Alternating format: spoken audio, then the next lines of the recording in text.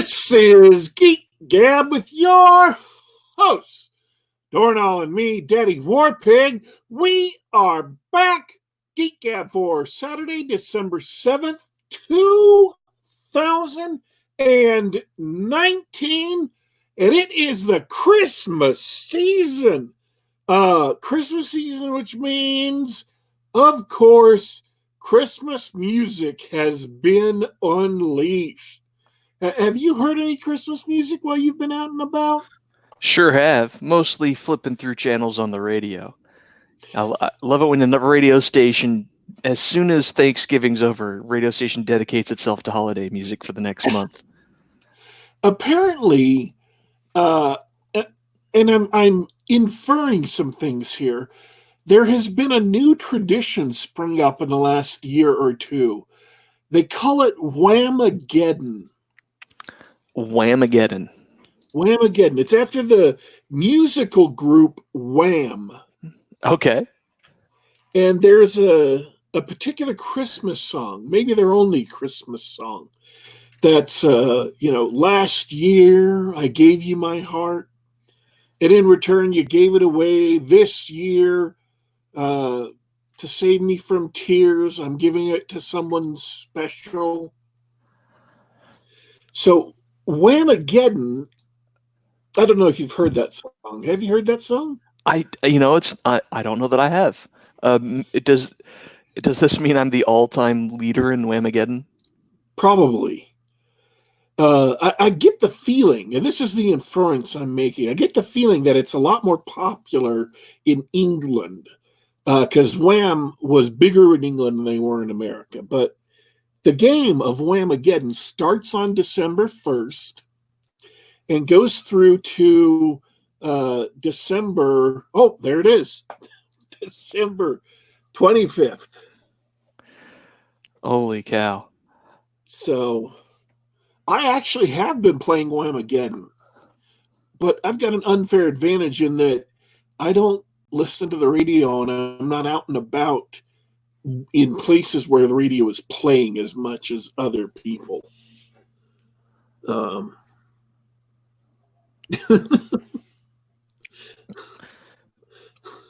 Only the original version applies. So you have to avoid listening to the song.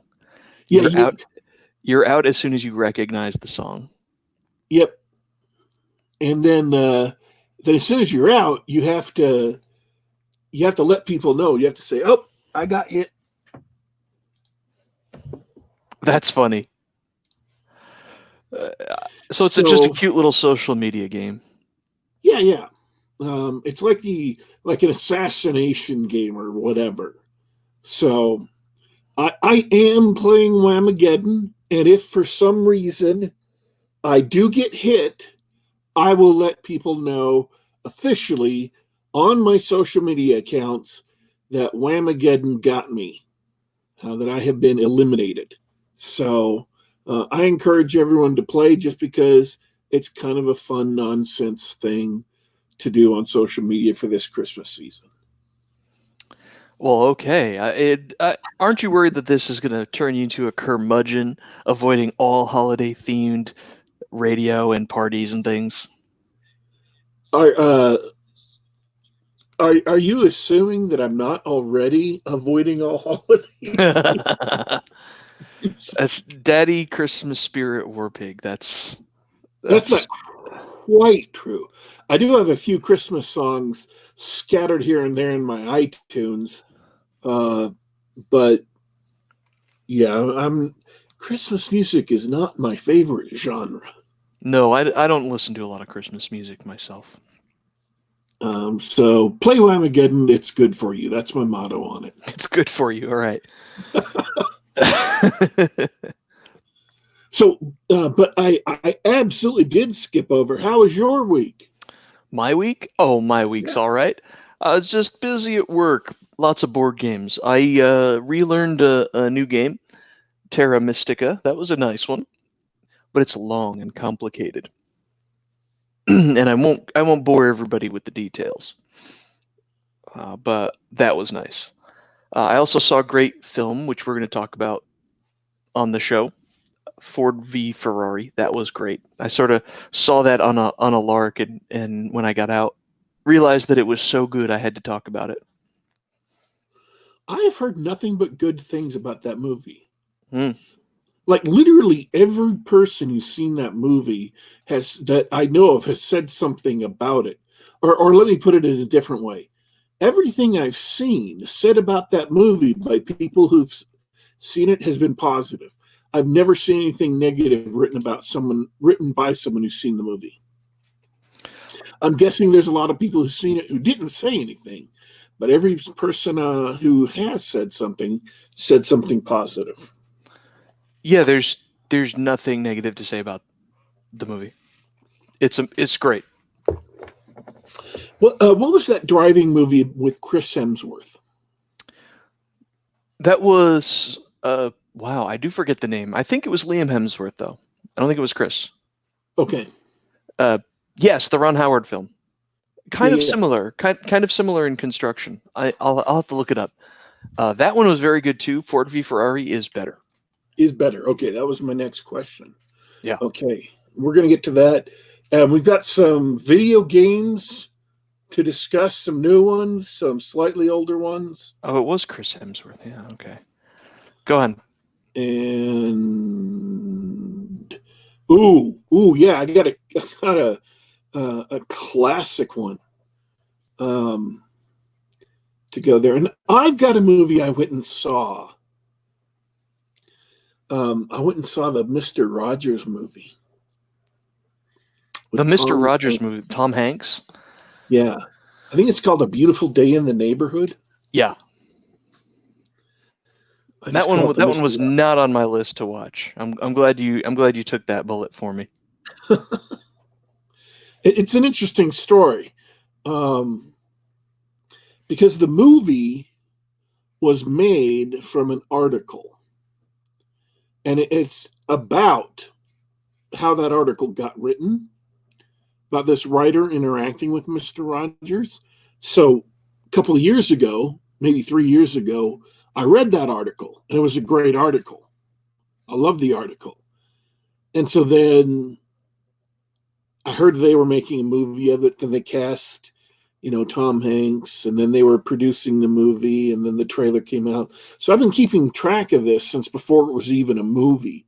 So of course I'm going to go see it because I've been kind of keeping track of it over the last 3 years. So yeah, I'm going to go see the Mr. Rogers movie. Cool. It's just, whatever. I was there. I had been watching this thing being birthed. All right, well, let's start with you. DW, you mentioned you wanted to talk about a few games. Do you want to start there, or do you want to start with this Mr. Rogers film?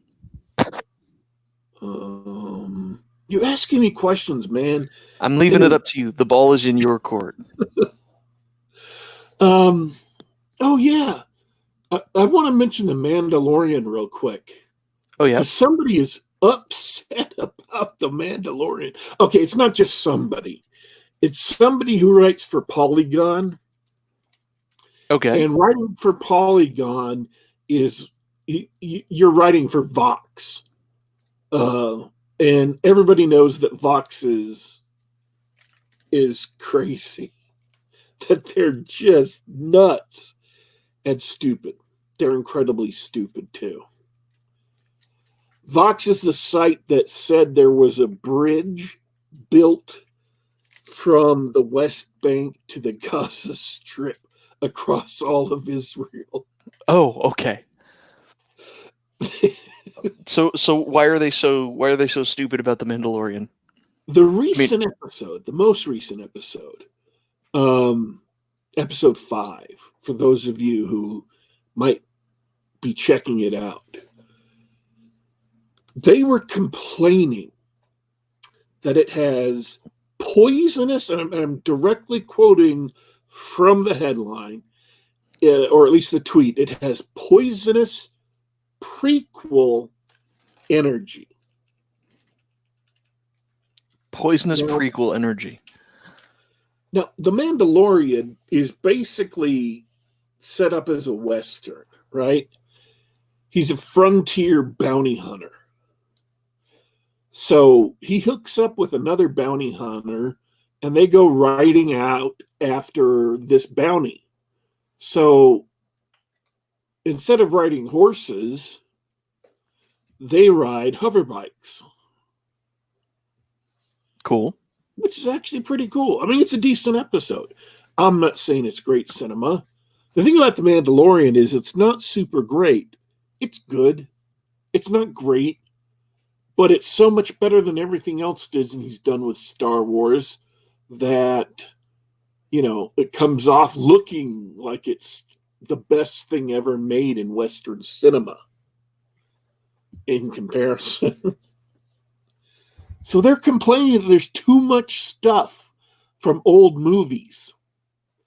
It's mind-boggling how much crap they stuffed into this single episode.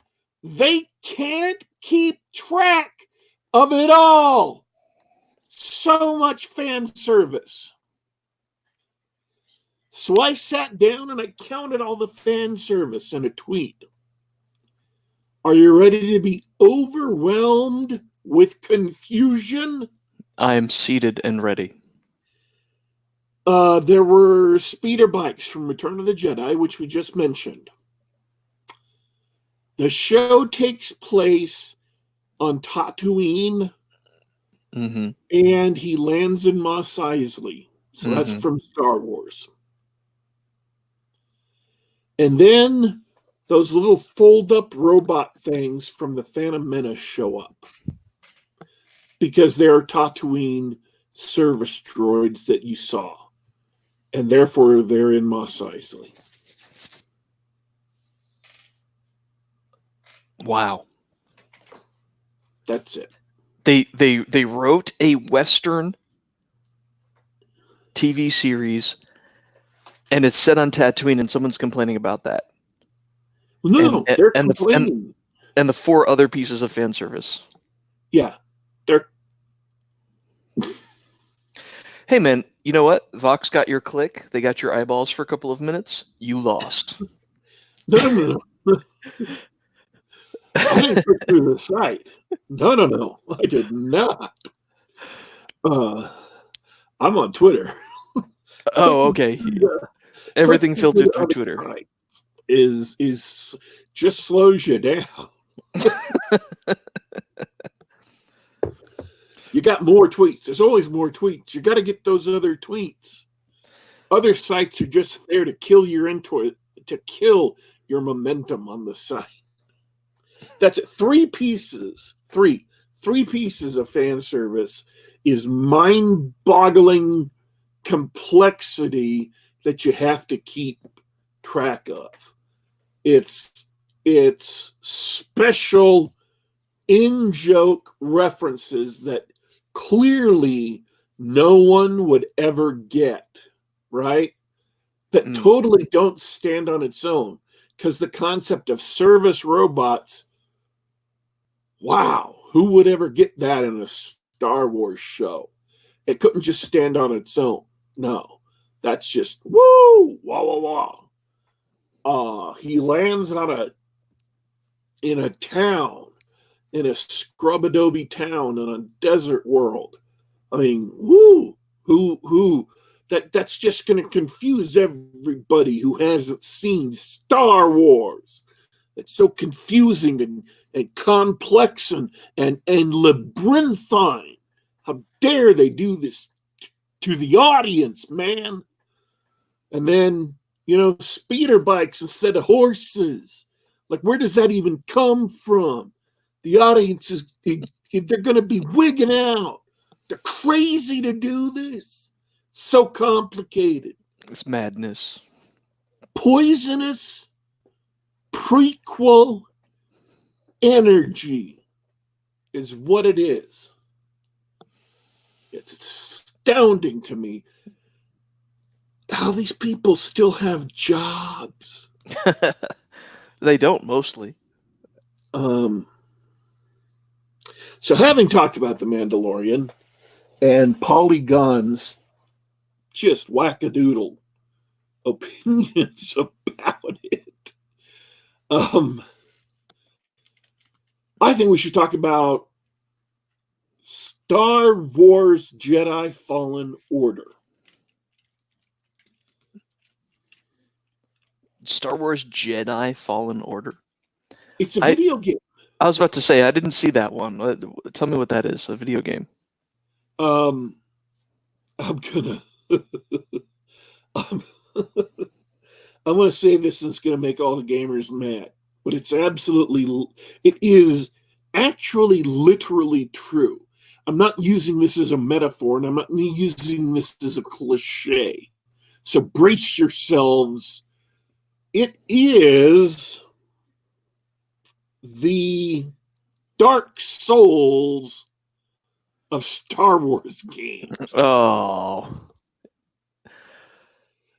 By which I mean, they took some mechanics from Dark Souls, added in some mechanics from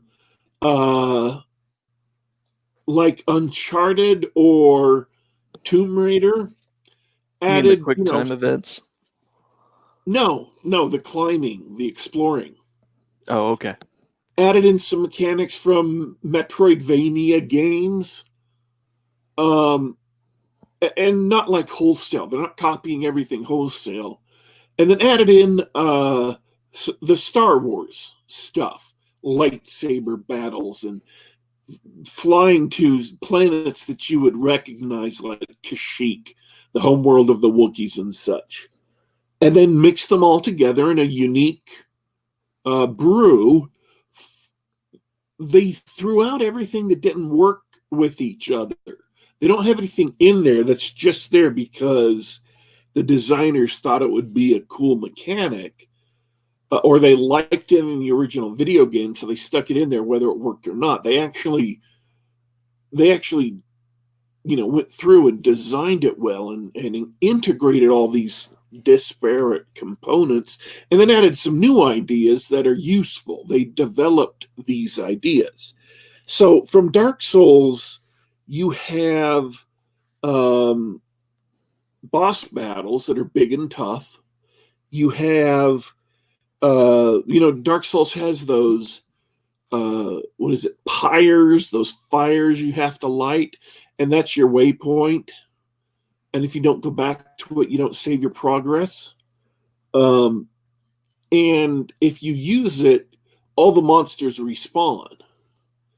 Well, they have that similar mechanics in the game. And then, so that's the Dark Souls influence. And the game isn't so much about dodge rolling as it was in Dark Souls. It's about parrying or blocking within a very specific time period. And that enables you to counterattack. These are the combat mechanics. And the higher the difficulty, the tighter the timing you have to be on it. And you can go through all the rest of them and point to its other influences. But the point is, yes, you can clearly see where it's been influenced, but they bothered to integrate all its influences and make of them a whole game instead of just throwing a bunch of things together that just don't work. All these things work together. All of them blend together. And I'm going to say it's the most enjoyable experience I've had in all of the Disney era of Star Wars. Wow. It's better than everything. That's great, the way you said that it put all those mechanics together. It sounds like the designers of the game really put the time and thought into putting it together instead of just saying, well, we're going to copy Dark Souls and put lightsabers in it. They thought about how to do that and do it in a way that would be fun and interesting. Yeah. And for example, Dark Souls famously doesn't have an easy mode because that's its selling point. is how crushingly difficult it is. But this game does have an easy mode because it's not trying to be Dark Souls. It's not trying to copy Dark Souls. It's just taking inspiration from Dark Souls mechanics. So sure, that makes sense. It's not trying to be, you're not going to get the same difficulty as Dark Souls with the Star Wars theme. You're going to get the same mechanics as Dark Souls, but it'll be a little lighter, a little more fun. Because they're all tired. Go ahead. When I think of Star Wars games, I don't think of high difficulty games. I think of sort of low barrier to entry games. Even the RPGs, Knights of the Old Republic, they weren't hard. They were maybe a little too obtuse for casual gamers, but nothing was hard. There are higher difficulty levels that if you want to, you can get that, grinding your face into the dirt. In the game, grinding your face into the dirt kind of difficulty, but it's not mandatory. That's there for people. And I guess the best thing I can say about the game in terms of critical reaction is that Yahtzee Croshaw gave it a recommendation. Oh, wow. Does he still do those? Does he still do those rants on YouTube? Yes, he does. Oddly enough. So, I mean, there are some flaws in the game, and it's not as bug-free as the Outer Worlds is. In fact, there are a couple of bugs that were kind of maddening here and there, but nothing consistent, and I would not at all call it buggy. It looks great, obviously, and it's been made by Respawn Entertainment, which is the core crew that made Call of Duty and then left Activision when they got screwed over. They formed a new company, and the new company made Titanfall 2, Apex Legends. The company was bought by EA, but they were already working on this game when EA bought them, and they were already pretty far along, so EA allowed them to finish it. And so it's a completely un-EA-like game. There's no microtransactions at all. There's a lot of exploring you can do, but all the things you get from exploring are basically, one of them is it adds healing slots to your companion droid, so you have more heals in between quote unquote, fires. And the other stuff is all just cosmetics for you, for the droid, for the starship, whatever. Cool. Hey, one last thing before I move on. Brad Walker says that the lore's out of whack. It doesn't really make sense in the Star Wars continuity. What do you think? I've only watched the movies. I don't watch. I'm not saying I've boycotted anything, but I haven't watched like Rebels or the Clone Wars TV shows. I haven't read a lot of the extended universe or expanded universe novels or comics, so I don't know. I couldn't tell you. And if it was, it wouldn't bother me. I liked the game. I enjoyed it. It was fun. I like being able to investigate around a lot of things and go find a new power and go back to places I've been before and be able to cross a chasm I hadn't been able to get some new get to a new place and find a new secret or whatever. Cool. That's all I got. So I'm not saying he's wrong. He could very well be right. I don't have any problem with what he's saying. I'm just saying I don't know. All right. Well, it sounds like it's a fun game to play. I never played the Dark Souls games myself, but I might grab this game on a Steam sale or something. It's a decent length. It's not overly long, and it's not super short. It doesn't overstay its welcome. Learn how to block and parry, and each enemy has a unique attack pattern and unique attacks. Once you kill one of them, you scan them. Your droid scans them, and if you read their descriptions, it gives you a couple of hints about how to beat them in combat. Pay attention to those hints. It's a learning experience. And I just found pretty much every part of it enjoyable, except the mercenaries from the Haxion clan who show up. They're just kind of crap. They're the game master's pet NPCs, is what they are.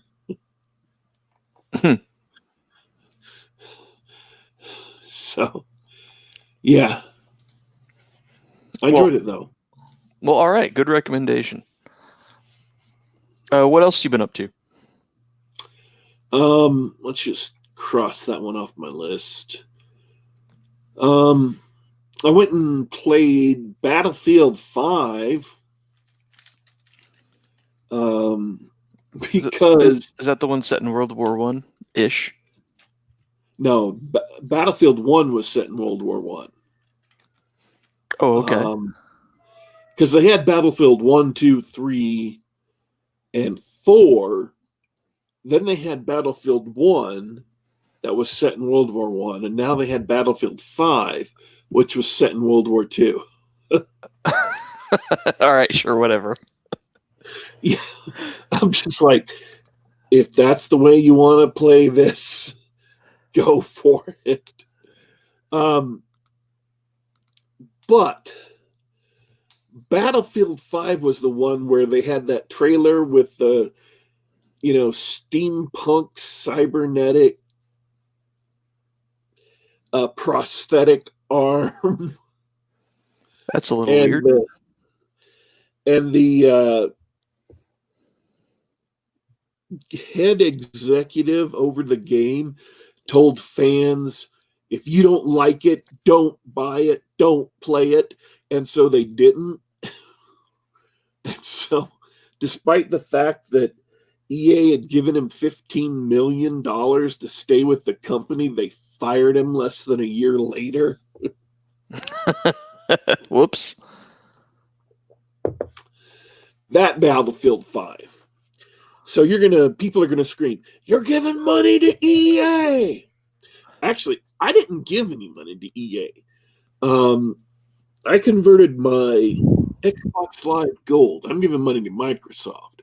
If you're gonna give money to an evil empire, you go for the evilest empire there is. The original, the OG. The original OG. Yes. So I converted my Xbox Live Gold account to an Xbox Live Ultimate Game Pass account. Can I just say how lame that name is? What a cheesy name. You are now an ultimate gamer, Daddy Warpig, with your Ultimate Game Pass. Did it come with a can of gamer fuel and a bag of Doritos? And I did that so I could play The Outer Worlds because I didn't have enough money to buy it.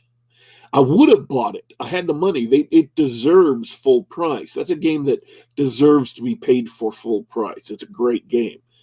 But I didn't have the money for it, so I did the free thing of changing my account over. So I got to play that for free, and then after a couple of weeks, they gave me this gift pack, which was 3 months of Spotify Premium, which I don't listen to. 3 free months of Discord Premium, which site I don't use, and I didn't know there was a premium version of its site, and 1 free month of EA Access. And on EA Access was Battlefield 5. So I min-maxed the hell out of my freebies and bennies.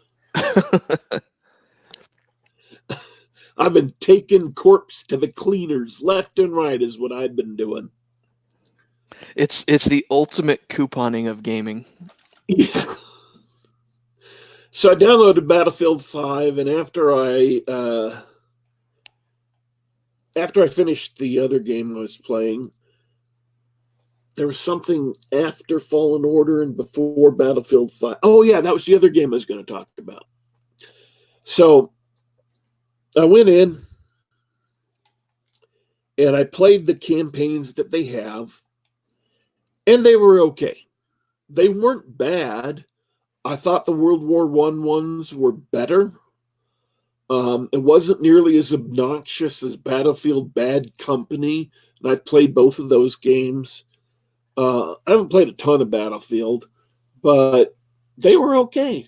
I mean, not superb. They were Battlefield. If you've played a Battlefield game, you know what you're getting. The World War I ones had more variety. They had more interesting campaigns.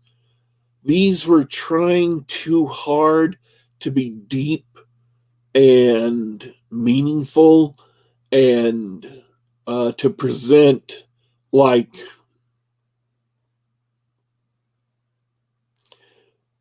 and I'm not saying this is a bad thing. They didn't go about it in a bad way. So they were going about trying to be wokish and show minority and female representation in the game, but they didn't necessarily do it in a bad way. The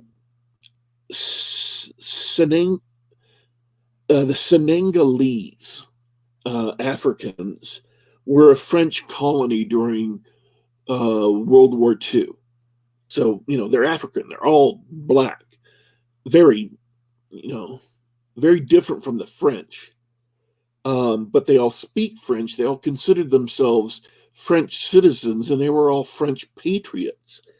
And they were part of a military force called the Tirailleurs, probably mispronouncing that. And they arrived on French soil after D-Day. There was an invasion in southern France, a landing there called Operation Dragoon. And these Tirailleurs were part of the forces that landed there and were involved in the fighting. The game says there are 25,000 of them. I don't have any reason to doubt that. But you play a small campaign as the Tirailleurs. So was it all about, being kind of wokish and showing minority representation? Yes, that was the reason. Was that bad? In this specific case, they did it by choosing a unit that was historical, that really existed, that really was involved in this battlefront, and it was kind of a fun campaign.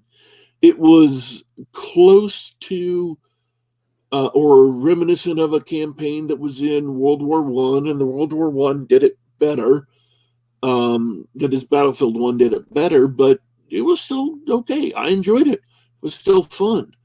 It wasn't great, but I would say it wasn't superb, but it was pretty good. So all of them were like that. The game itself, I can't speak to the multiplayer, but the game itself was enjoyable. It's sad that they had such a stupid trailer and that they decided to be such jerk-offs about virtue signaling and wokeness because they had a good game that did some decent things. One of the campaigns was just silly. It was just silly. It was, I don't know how old the main character was, but she was like a late teens, early 20s Norwegian girl. This little slip of a girl, you know, short, thin girl who was going through and doing the typical Arnold Schwarzenegger commando stuff against the Nazis. And it just got more and more ridiculous as you went on. So in that case, the woke stuff just didn't work because it was just silly. You're like, look, a woman that skinny, a woman that short cannot beat up men who have 50 pounds of muscle on her. They're going to pick her up and break her over their knees. But most of the campaigns were pretty good. And even that campaign was enjoyable. That campaign had skiing.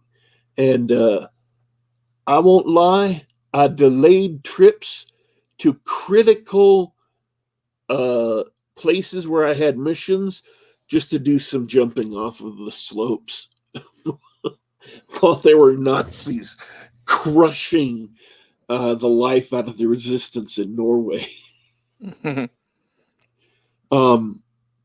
yeah, it was an all right game.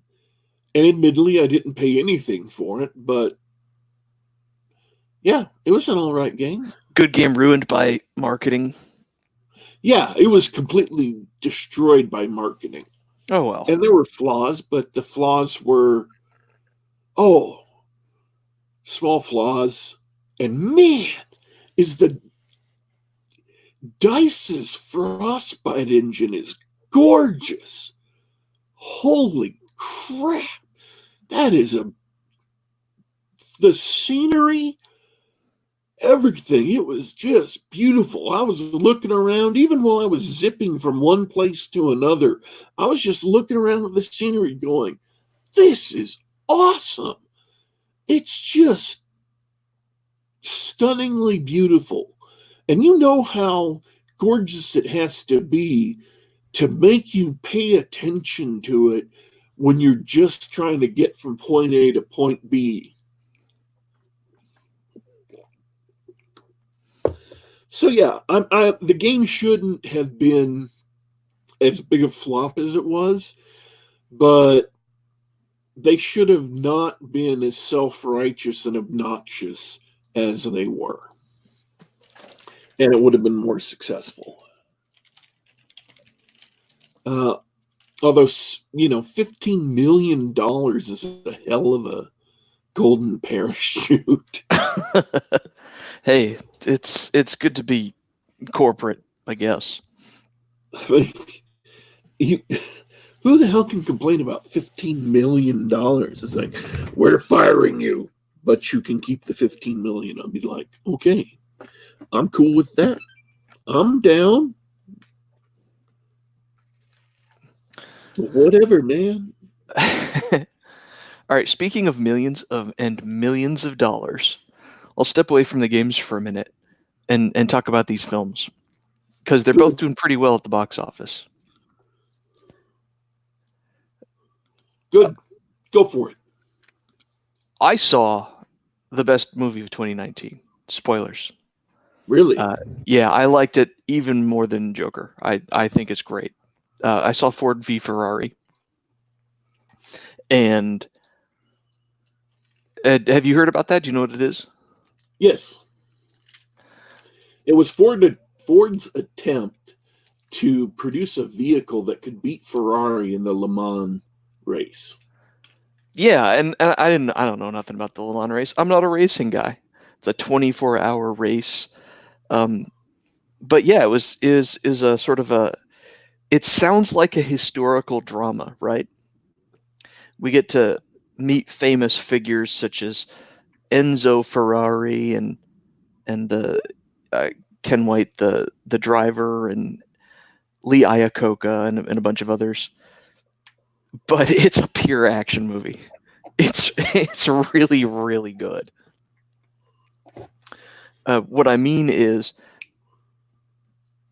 the focus, after setting up the characters and the drama, all of the drama is resolved in the races, and it's non-stop action. As soon as the race starts, it gets your heart pounding, and then you have a break, and then they do the next race. I'm not even doing this right. I'm not giving it justice. What I can say is that it's an interesting story, and they told it and shot it so well that it's a roller coaster of excitement and tension. Even if you knew what the outcome of the race, every shot is perfect, and the tension rises throughout the race, and you really care about the outcome for the characters, all the characters involved. I don't know how better to put it. You know, when you see, when you watch a good action flick and you care about the characters, right? Like you watch, particularly the first John Wick, and you really want to see him get his vengeance, and then the action is just an orgy of violence, right? Yes. And it's fun because you get to watch the action itself is interesting to watch, and you care about what's going to happen. How is he going to murder all these people, right? That sort of thing, right? This is different. This is pure tension because, at least for myself, I wasn't sure what the outcome of each scene was going to be, and so the action was very intense, and they take the time to introduce the characters well enough that you're invested in the outcome, and they don't do the race scenes the same way that you might do an action scene. This is common for racing films. You can't just show the track and everybody's position on the track, right? Like you do a fight scene, and here's the stage. Here's where everybody is standing, so you kind of know where everybody is in each shot, right? So it makes sense. But you can't do that on a race. That's boring. It's more about the relative positions of the racers and what's happening with their cars and what's happening in their heads and that sort of thing. And I'm not doing this justice with all this gushing. What I mean is, it's engaging. It's extremely engaging and exciting at the same time.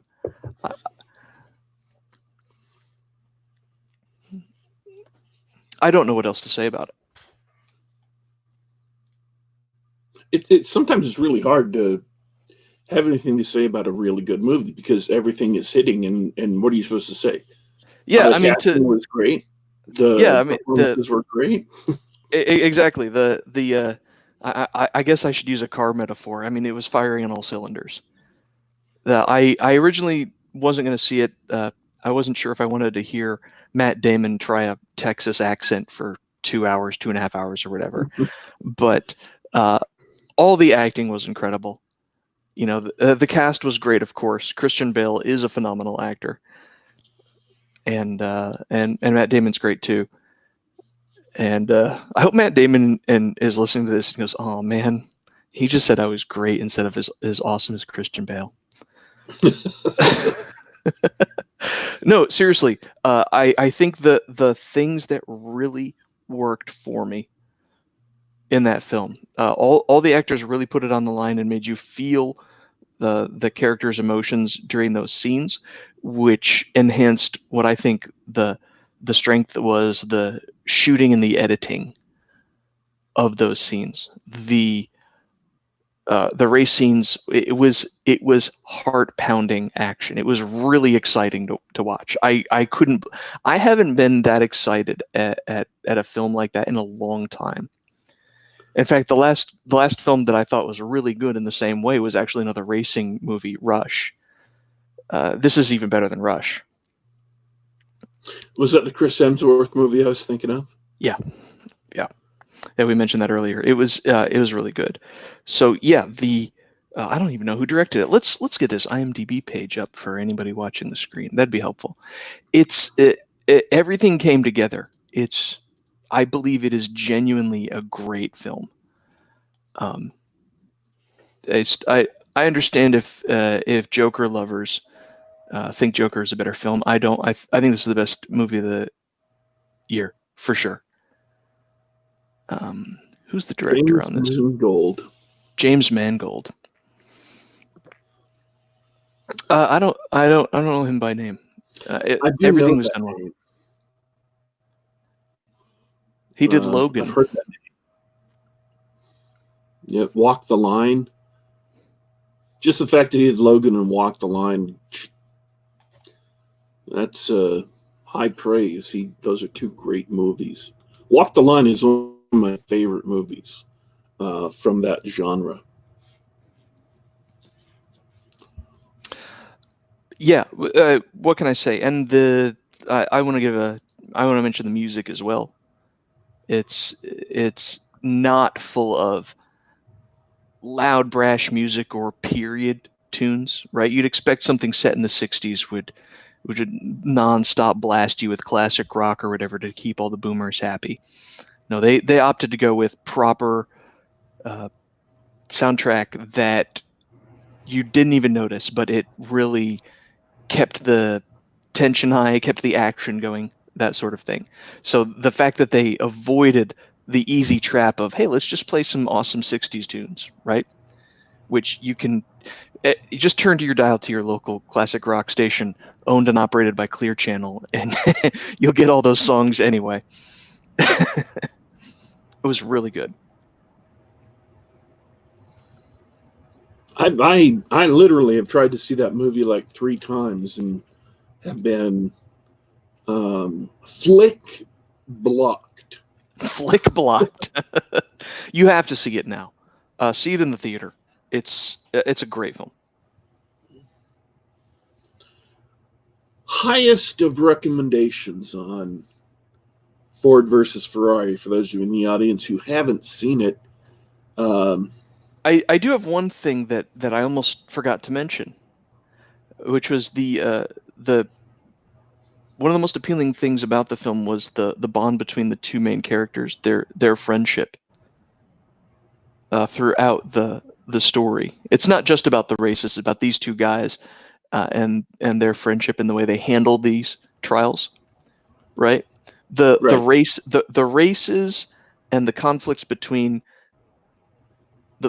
Ford and Ferrari, the companies, those things, those are your basic conflicts. They just sort of set the stage for those two characters to live and grow through that time.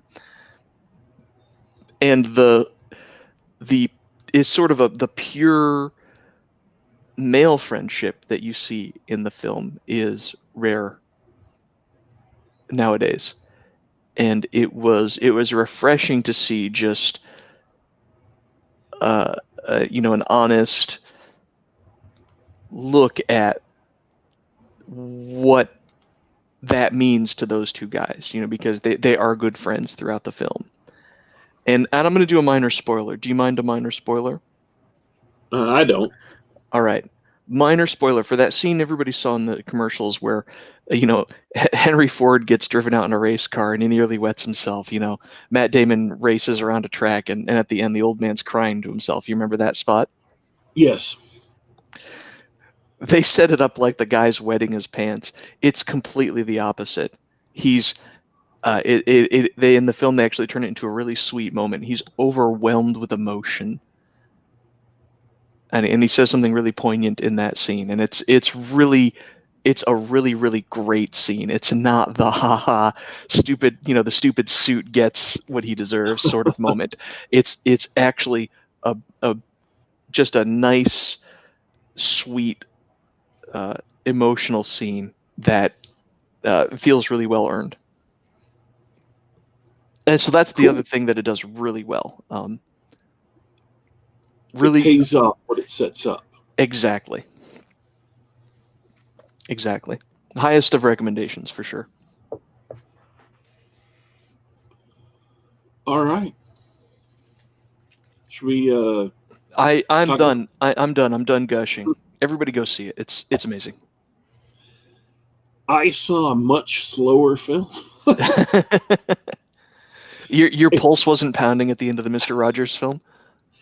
Mr. Rogers is literally a slower movie because Mr. Rogers is literally, one of the most laid back guys in America, one of the most gentle people in America.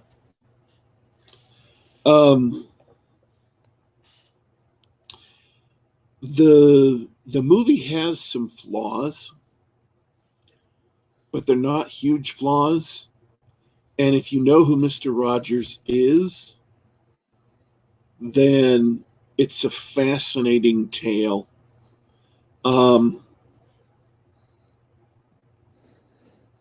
But it's not. You mentioned it's not exactly about Mr. Rogers. It's about, because there's no conflict in a story of Mr. Rogers, and it wasn't a simple biography, right? Right. It's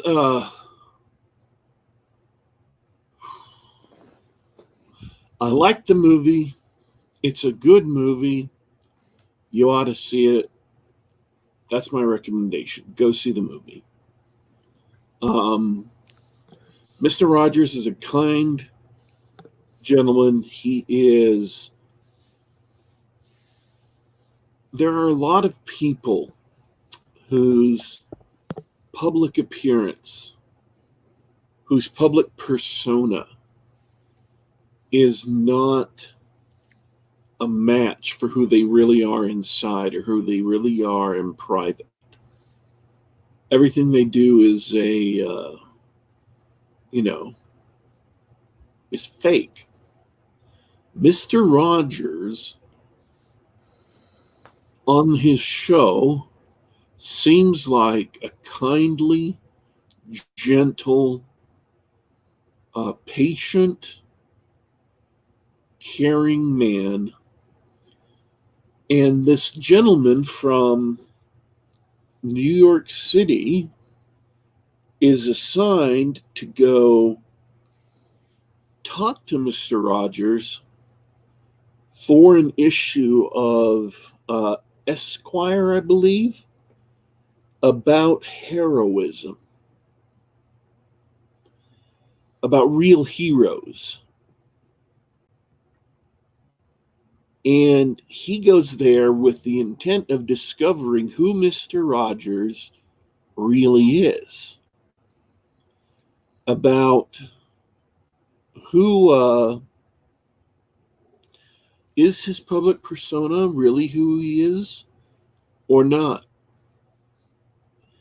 And so the part of the movie that deals with Mr. Rogers himself privately behind the camera, it turns out he's exactly who he seems to be. He is absolutely everything you'd think he was based on his show. He's exactly that person in private. He's exactly that person at home. He's exactly that person in public when he's going to restaurants or when he's, getting on the subway or whatever. He is exactly Mr. Rogers all the time. So it's interesting to see a person who genuinely is what he appears to be. Well, that's great to hear. Heartwarming indeed. And the other gentleman has a lot of difficulties with life. He's got a lot of things that happen that he is angry about, and justifiably so. His mom was dying of cancer, and his dad abandoned the family. And it gives him a lot of anger. towards his dad.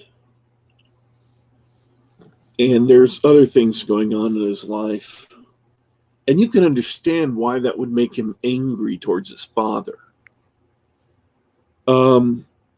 Because he was like, young when it happened.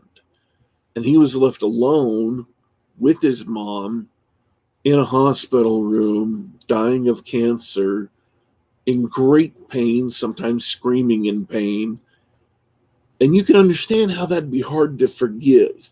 You can understand how that'd be hard to get over. You can understand how it'd be hard to want to be part of your dad's life after that.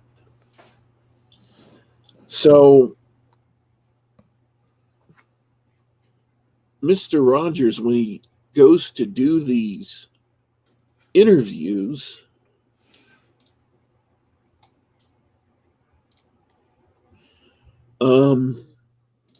is actually more interested in getting to know the reporter than he is to answering the questions the reporter thinks are important.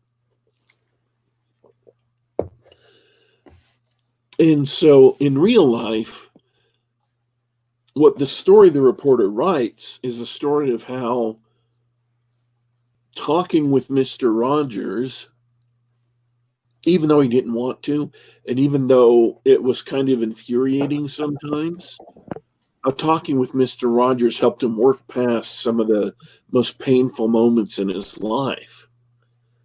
And that story, the Esquire, again, I believe, story, if you can chase it down, you absolutely should. It's a great read. But that's what's been fictionalized into the movie, and that's what the movie follows, is his tale of dealing with Mr. Rogers and how Mr. Rogers helps him heal, and not like a psychotherapist would, not like a counselor would, just by asking the right questions, just by being there and talking to him, and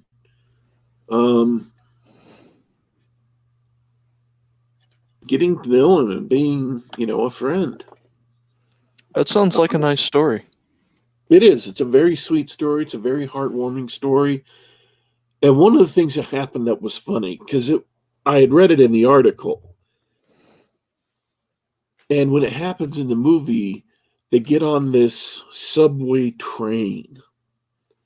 And immediately I was all excited because I knew what was going to happen on the subway train because I'd read the original article. And sure enough, it did.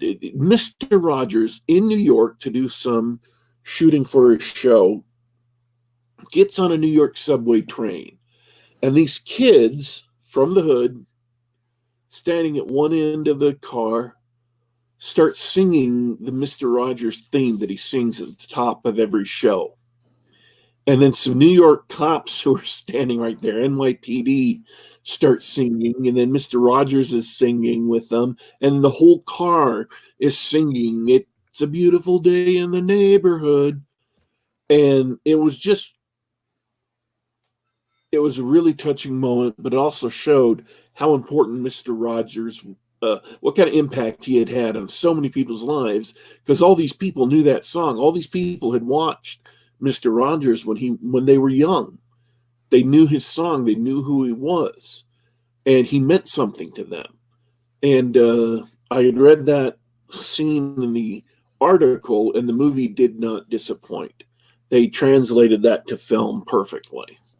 So it's just a great way to, like I mentioned earlier, 2 or 3 years watching it being translated to film.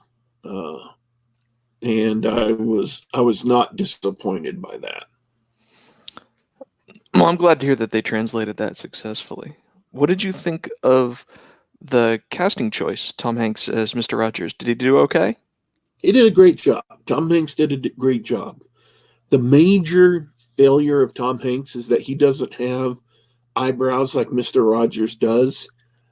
And their attempt to make his eyebrows makes him look like the fat mentat from Dune, where his eyebrows are actually not connected to his head. They look like they've just grown out and somebody's combed them up. They look awful. So makeup wasn't perfect. Makeup was not a favor for those eyebrows. Okay, but he did a good enough job because I heard mixed reviews on whether he actually did a good job as Mr. Rogers, but he did well enough for the film at least. I thought he did a great job. Yeah. Cool. Well, that sounds great. I mean, maybe I never watched Mr. Rogers much as I was a kid, so I don't have the same sort of connection as most people do with him. But maybe it's worth catching just for the nice story. Yeah, I would say so. I'd recommend it at least. And if you don't like Mr. Rogers, if he gets on your nerves, honestly, not a movie for you. And I'd understand that. Sure. So, that's it. Wow. Well, cool. That's all I had for today. What about you? Yeah. I mean, I had some backup topics just in case we ran out of stuff with the other things. I will say this. I want to do something real quickly. I just played World War Z because I got it free from my Game Pass. And I'm really kind of upset. I don't know who to be upset at, though, that nobody told me how good this game was. The World War Z video game is really good. It's like the Left 4 Dead 3 we never got. It's seriously fun, and I'm just disappointed nobody ever told me. It's so fun, even though I got it for free with Game Pass, I went and bought it anyway. You're one of the few people left who hasn't been tired of zombie movies and games yet. That's why. It's an awesome game. It's fun. 4-player co-op. So if you have some people who can play with you online, it's great. And you're not just fighting like, 10, 20 zombies. You're fighting like 100 of them coming at you in this huge wave. It's awesome. So, yeah, I played that. That was really enjoyable. I just liked everything about it. Daddy Warpig, satisfied customer. Yep. I'm disappointed in whoever didn't tell me about this game that was supposed to. All right. Well, I'm apparently among the few. I never played it, but I probably should have told you anyway. All right. I'm all set. It's been good to hang out with you as usual. Thanks to everybody in the chat hanging out. Yeah, glad we could help. Brad Walker, Fiona Wolf. Yeah, I'm glad you like our movie recommendations. Go see that stuff and let me know. Let me know how you like it. You guys can catch us on Twitter at the usual spots. And thanks to everybody listening later. I hope you enjoyed the reviews of all the games and movies that we saw.